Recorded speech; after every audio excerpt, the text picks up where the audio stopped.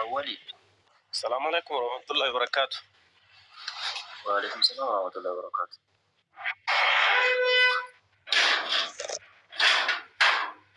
Baga gammadan baga gammanni isinin jedha jalqaba irratti walumaanu baga gamman.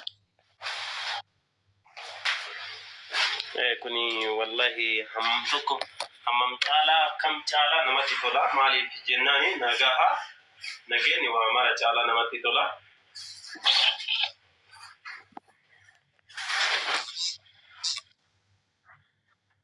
nageenya kanaafi rabbiin nagaa walitti dhaabbata nagaa gartee waliigaltee waa hedduu fida nagaa waliigalanii waliin jiraatan rabbi nuuf haa dabalu. Amiin. akkasuma ummata keenya kan bosona dhugaa ummata oromootiif jecha bosonatti dararamaa dheebochaa beelahaa qorri aduun kan isaanii ta'e har'a dammoo meeshaa baannee waliin doorsisuun nageenya ummata keenyaaf hin fidu xiqqeen nagartee yookaan hiyyummaa fi gadadoo adda addaa nutti fidaara waliin teennee mari'achuutu nuuf caala jedhee jaalsanyiin nu mallatteesse ummata keenyaaf haawwatii isaatiif jecha baay'isnee waa hunda caala wallahi waa hunda caala jaalsanyii keenya ni galatoonfanna nuuf haa galatoomu rabbillee nuuf haa galatoonfatu. Kanaafuu wal ta'uu qaba ummanni keenya beektanii ummanni keenya osoo wal ta'e osoo waliigalte Oromoo waliin galtuu jedhan sirriidha waliigaltee keenya dhabuutuyyuu diina raasaa fidhee ummata keenya gorraasisee haawwatii teenya gorraasisee fuudhanii gorra'anii mataa irra gahanii yoo guuf yaadani kana baay'ee nutti ulfaatee jira garuuyyuu achirra as taree waliigalteen kun baay'ee nutti tolee jira waliigalteen kun kan ummata duubatti hafellee nuuf galchu haa taasisu ummata gale kan haala kabajaadhaan qaamni kamiyyuu isinis qaamni mootummaanis ummata kana nuu kabajee nuu kabajanii akka fakkeenya ummata duubatti hafeef nuu ta'u abdii isinirraa qabna akkasumaan nuu jabaadhaa isinin jenna. Galatoomi awwal thank you. Iddaan si galateeffadha. Sittan. Amma sarara deebi'ee assalaamu alaikum. Wa alaikum salaam wa rahmatullah. Otuun isin dinqisiifatiin darbuun hin qabu wallahi baay'ee galatooma. Hojiin keessan baay'ee nama boonsa. Thank you isiniin jedhe. Galatoomi atillee.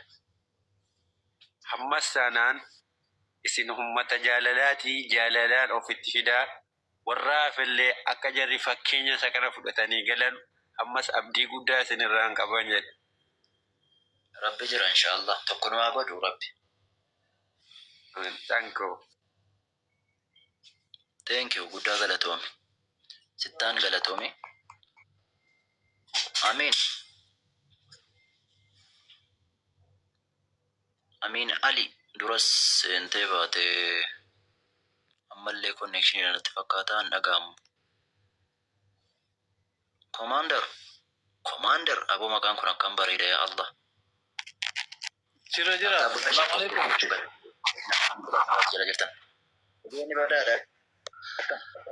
Congression baay'ee gammannee isinis baga gammaddanii nageenyi hawaasa keenyaaf barbaachisaadha. Nuti har'a aangoo siyaasaa qabannee jirra. Aangoo siyaasaa harkaa qabnu kana gamtaadhaan osoo eeggachuu qabnu dabarsinee nuti irratti wal nyaachuudhaan diinaa dabarsinee kennuudhaaf sochiin godhamaa ture baay'ee nu yaachisee ture. Amma haala kanaan ilmaan Oromoo barcuma tokko irratti wajjin ta'anii waliin mari'achuun kun waan guddaadha. Firoota keenya kan gammachiisuu fi diinota keenyas kan naasisu. Asirratti ani wanni nan dhaammadu tokko haalli simannaa isaaniitii fi qabannaan isaanii sirriitti cimuudha qaba. Maaliif ammallee murni alatti hafe haala raawwii jara kanaa ilaala waan ta'eef jecha isaan kana yoo sirritti simatamanii isaan kun haalli ramaddiin isaaniitti haalli mijaawaan isaanii uumamu taate kaafelleen ni dhufaa jennee yaanne jechaadha garuu hundaqoo. Kanaaf jabaannee irratti hojjechuudha qabna. Adeemsi kun itti fufuudha qabaa. Ilmaan Oromoodhaan nuti fira wal malee tokkollee hin qabnu jechaadha. Diinni bitaa mirga wal nyaatu kun hundi nuuf jechaadha. Nuuf wal nyaata waan ta'eef jecha nuti immoo deebinee waan qabsoo kaleessa dhiiga ilmaan Oromoo meeqa itti gabbarree har'a harkaan gaanne aangoo siyaasaa qabanne kana deebinee wal harkaa darbinee diina harkatti deebisuudhaaf yaaluun kun dogoggora seenaa waan ta'uuf jecha kanarratti sirriitti jabaannee nulleen alaa fi keessalleen gamtaadhaan rakkoo ilaalcha dogoggora tokko jirullee sirreessinee irratti hojjechuudha qabna. Jabaadhaadhaa isin duuba jirraa wanni hundaanuu karaa hundaanuu isin maddi jirra waan ta'eef jabaadhaadha isin hin jenna. Galatooma. Galatooma Commander. Guddaa galatooma. Maqaan keessanillee maqaa nama guddaati. Guddaa namatti tola. Thank you. Yaadni keessanis yaada bareedaa waan ta'eefu. Egaa yeroo gaarii ammallee waliin haa qabaannu. Taaptaabii sharii koppiliinkiin kun baay'ee xiqqaateera. Konneekshiniin akka nu hin qabneef nu barbaachisa waan ta'eef koppiliinkii gochuun dagatina. Ammallee har'allee borullee iftaanillee nageenya kan hin barbaanne, nagaa kan hin barbaanne, nagaa kan hin barbaanne shayxaana qofaa jechuudha. Shayxaanni nagaan fedhu. Maaliif nagaan feene achi gidduudhaa bu'aa buufatu qaba waan ta'eef nagaan fedhu. Shayxaanni nagaan fedhu bu'aa buufatu qaba waan ta'eef. Kana waan ta'eefu ammas namni keenya tokko haa ta'u, lammiin keenya tokko haa ta'u, sabni keenya tokko haa ta'u, tokkummaan nu barbaachisa tokko haa taanu jennee iyyuu danda'u qabna malee gaafa caafii yookiin immoo ulaan nageenyaa xiqqoo saaqamuuf yoo hin argamuuf saaqamtu asirra bahee namoonni wachuu wayin immoo namoonni muraasni keessattuu biyya kana keessan jiran biyya kana keessaa uumaa tokko hin qabne ofiisaa qofa qabaa yoo ta'e of fudhatee baheera bakka gaarii warroonni jiraatu lafa gaariirra warroonni jiraatu hin feene jechuudha ammallee nageenya. Maaliif harka abbaa qabuun ibidda qabuun nama rakkisu waan ta'eef jechuudha. Achi taa'anii warroonni kibiriitii caaran achi taa'anii warroonni abidda qabsiisan lakki soba galamuun qabu kaleessa isa jaalsanii jira miti kan erge ofiisaaf dhaqe arras yaadee ofiisaaf gale. Isaanis waan lallatuun qabu jechuudha. Warroonni akka waan erganii akka waan inni ittiin maritee dhufetti dubbataa jiran Rabbo fi ofiisin abarsiisu mataan sin dhukkuba waan ta'eef jechuun barbaada. Amiin. Wa alaikum salaam. Taaptaabii sharii koppiliinkiin nu bira dhaabadha. Nageenyi badaadha. Nagaa alhamdulillah akkam jirtu? Jirra galata Rabbi. Alhamdulillah gammannee irraa baay'ee gammannee. Alhamdulillah faafuun Rabbiiti. Galanni kan Rabbi. Alhamdulillah namoota akka keetii fi namoota biraallee Rabbi nuuf baay'isu. Amiin. Warra nageenya jaallatu Rabbi nuuf baay'isu. Ammallee warra nageenya jibballee nageenya Rabba jaallachiisu. Amiin. Kanaafuu jennaan ummanni keenyatu nageenya irratti waliigalee gaarii natti fakkaata beektaa?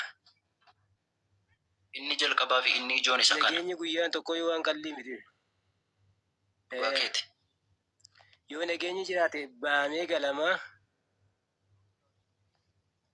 Gammachuun kun immoo uummata Oromiyaa qofatu hin taane uummata sabaaf sablammoota illee kan hunda gammachiisudha. Biyyi keenya yoo nagaa taate namni nagaa biyyi biraallee nagaan jiraachuu danda'a. Warroonni bosona jiranillee warri magaalaa jiranillee nageenyi waan hundaati. Kanaafuu jennaan akka namaatti dhaabbannee yaannee akka namaatti wal kabajnee gaafa namni wal dhibe immoo silaa waan irratti wal araaramu qabaachuu qabna silaa akka uummata keenyaatti.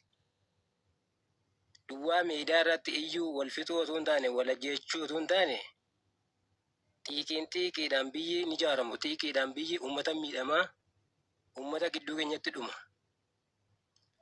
Saniifuu jennaan xiiqiin kun hafee karaa dhugaatiin waan uummata maluu qabu waan uummataa ta'u. Kana irratti hundoofnee amma dheengida warri naannoo biraa wal lolaa turan jedhamee miidiyaa irrattis iyyamaa ture. Dhageesseet otuu lubbuun nam tokko hin bahin akka jarri irratti walii gale arginee jirra kun ammana. Wanti dhabame tokko hin jiru jarri walii galanii jiran. Keenyas akkara irratti walii galuu qaba. Yoo wal dhibbeen jiraate waan irratti walii galu qabaachuu qaba. Biyyi keenya akkuma bal'aa ta'e beektaaf dachiin Oromiyaa akkuma sana dubbiin illee duukaa bal'aadha. Saniifuu jennaan nageenya irratti hojjennu, nageenya haa jaallannu, rabbiin illee nageenya jaallataa. Nama nageenya irratti wal gargaaru, nama du'aa walii godhatullee rabbi nu haa godhu, isinillee rabbi isin eegu. Ameen ameen. Jiraadhu hojii kee irratti immoo baay'ee nama gammachiisaa si dhaggeeffan. Si ilaalla yeroo hunda wanta ati dalagdullee baay'ee namatti tola wallaahi. Galatoomi. Kanaafuu jennaan warroonni biyya bosona jiranullee yeroo kana yeroo biyyi itti bareedee yeroo biyyi itti misoomuu jiru silaa uummata makamanii akka namaatti silaa bultii horatanii dalagaallee banatanii itti biyya keessa jiraatan natti tola wallaahi. Kanaafuu jabaadhaa bareedaadhaa akka gaariirra jirraa gammanneerra. Ulfaadhaa. Thank you guddaa galatoomi. Islaam ifufme Islaam. Assalamu alaikum warahmatullahi wabarakatuh. Wa alaikum assalam warahmatullahi wabarakatuh. Kam jirta jarra alhamdulillah galata rabbi baga gammadan baga walumaan gammanne. Walumaan baga gammanne alhamdulillah. Rabbiin akkana gammadan qajeelcha afaan tokko rabbi haa godhu. Warroota maal gammadan maal wal eebbistan jedhee as jalatti barreessaa jiru kanatti mi'aachuma. Itti dhiisa namni nama dogongorsa kana dhiisa dogongora kanatu dura afaan nu godhee diinaa karaa baneetiin dhiiga ilmaan kennaa lafa balleessaa garraa madaaluu godhaa jira kana dhiisaan nagayna. Miidhamnee fi miti miidhamne oduma arginu obsineetuma irrumatarreetuma kam hafeef nagaa uumuuf yaanna malee ollaalleetii miti bar obboleeyyan kenna bar dhiini jige bar nama meeqan miidhame haadha dhabne abbaa itti dhabaa jirra bar kaafeef nageenya uumamuuf yaada malee martu ollaalleetii miti akka miidhame. Kanaaf rabbiin karaa qajeellatiin nu haa deebisuu karaa kana tokko nu haa godhu jechaa fi bakka itti sufaashi. Amiin galatoome Islaam. Thank you. Isinillee galatooma ishee. السلام عليكم ورحمة الله وبركاته. Yennawa. Wa alaikum salam warahmatullahi wabarakatuh. Bagaimana amal jam saati fufa warra fanillee dukkana keessaa baasee gara ifa badhaadhinaatti baasee akka ifa arganu akkuma nama kaanii hin hawwinaa fi du'aa isin goonaa fi sila suuraan jara dubbadee bee numa waraanuu malee diina waraanuu sila rabbiin jara qajeelchee tokko nu haa godhu inshaallah. Isinillee itti fufaa isin faana jirraa. Rabbiin humna isinii haa ta'u. Akkasumatti itti fufaa isiniin jenna. Guddaa galatoomi. Amiin galatoome. Thank you. Guddaa galatoomi.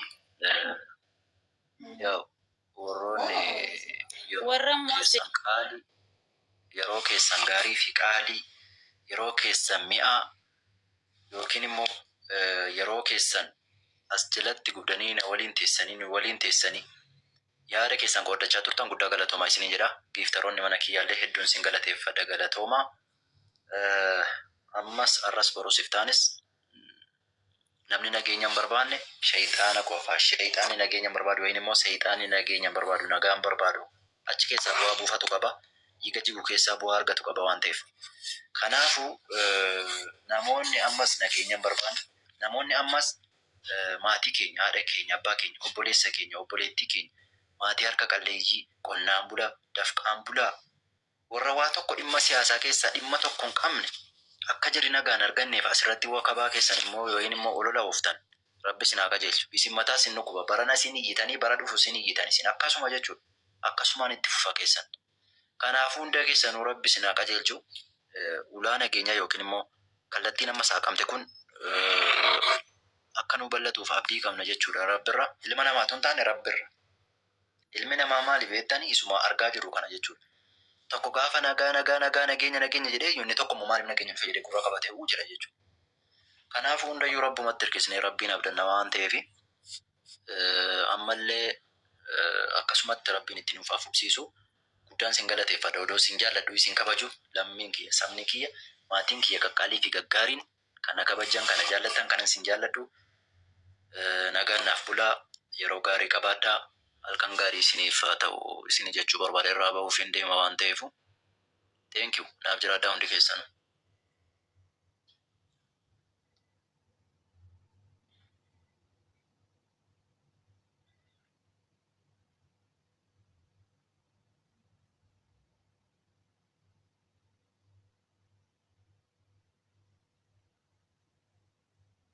መጣ እኔ ልሂድ እኔ እንዳለው ያውቃል አያውቅም ቢያውቅማ አይመጣም አሁን እኮ ቢያይ ምንም አይልም ጥፋቴን አውቀዋለሁ ከሱ በላይ ያደረኩት ነገር ነው የሚያስደነግጠኝ ስልክ ላይ ደውላለሁ እንዳትዘጋው እሺ ለምን ስላንተ ጠይቀዋለሁ የሚያወራውን ትሰማለህ እሺ